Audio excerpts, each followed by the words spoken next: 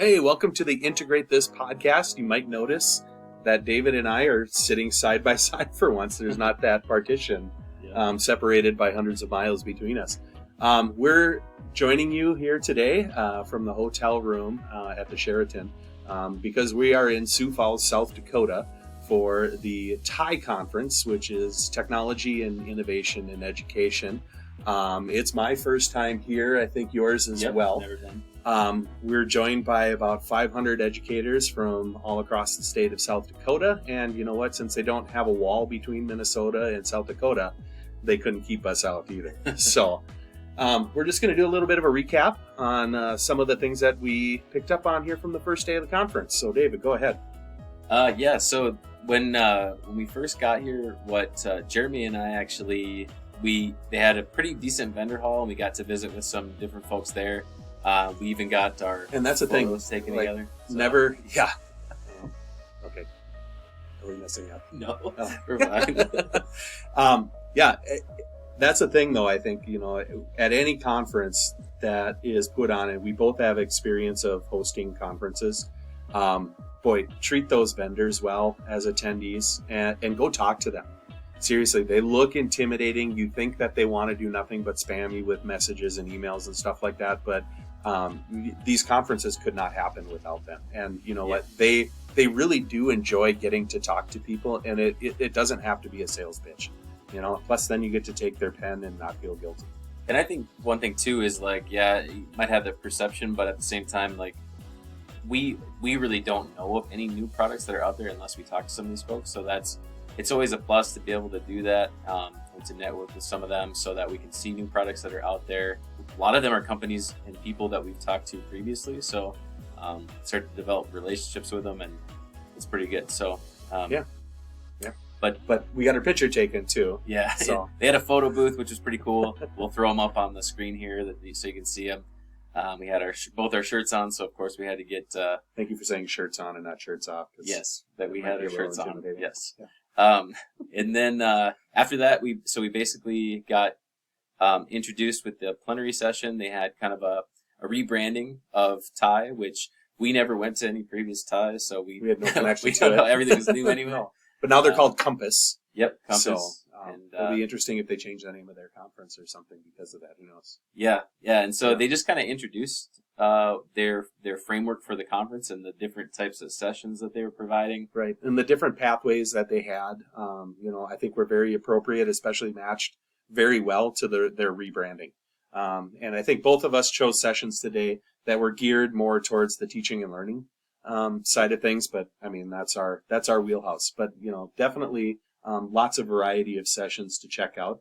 And they also offer an intriguing twist, I would say, to your typical poster session. So I don't know if you want to mention that. Yep. So outside, Jeremy and I had gone to some AI sessions, and then the keynote during lunch was also on AI. So that was really great because we've been so focused on that with our series that we've been doing. And then Jeremy actually was presenting at 2:00, and he did the What's New Google, which was pretty sweet because we were able to tie in a lot of the stuff that we've done with the channel. So all the Google Essentials stuff that we were working on and we have a series for, Jeremy was able to do that. We did it in kind of a cool way. We just allowed people to kind of come up, and they knew what our topic was, and that we were looking and focusing on all these different Google apps, and they could choose an app, or I had a digital spinner wheel that would pick an app for them, and then we would just kind of talk about those different things, and it worked out, I think, pretty well. Yeah, at first there was a few people, and then I think others saw some people standing there listening to Jeremy, so then it just kind of got bigger and bigger. So it was pretty cool to watch, and everybody was pretty engrossed in what we were doing, what you were showing with the Google tools and stuff. So it was great. So. Yeah. Then they also had the typical breakout sessions that you would normally find. I just kind of gravitated towards the AI ones just because that seems to be kind of the ed tech theme of the day. And so why not try to pick up something new about that? And the first breakout session that actually we both went to was put on by two guys, Andrew Lay and Brady Licht, that both work for Compass, Yep. formerly TIE, that did a great job. I mean, definitely they are AI gurus in the state of South Dakota, and we hope that we can connect with them and maybe get them onto the podcast here one of the times in the near future.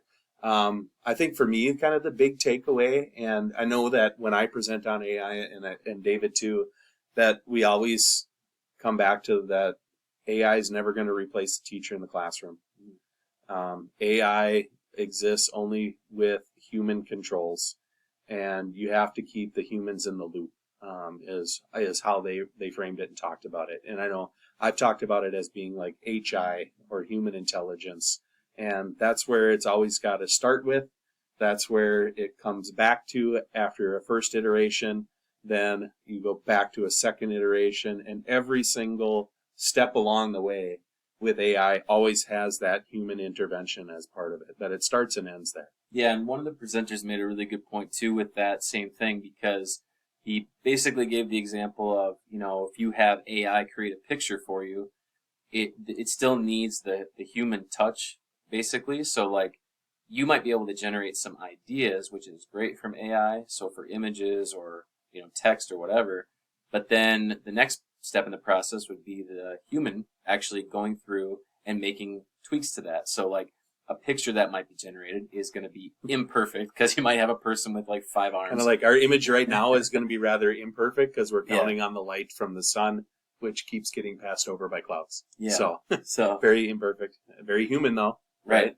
And then, so basically if you have that, you make the tweaks as the expert in the field. So if you're an artist, you make the tweaks to the picture, and then your final product is more of like ideas being generated, and then the human still finishing the final product, which is a cool concept. It's a better way to think about AI and how we are using it. So overall, I thought that was a great session, and and a great first day of the conference. Yeah. Now I think we're ready to kind of unwind and unplug and enjoy some of the post-conference festivities. Yep. So that's where we're going to leave you here for day one. Thanks for joining us as our recap of day one of the TIE conference from Sioux Falls, South Dakota. See you I'm Jeremy Mikla. This is Yep. David Berner. See, we didn't plan out everything, but we'll see you on day two. See you on day 2.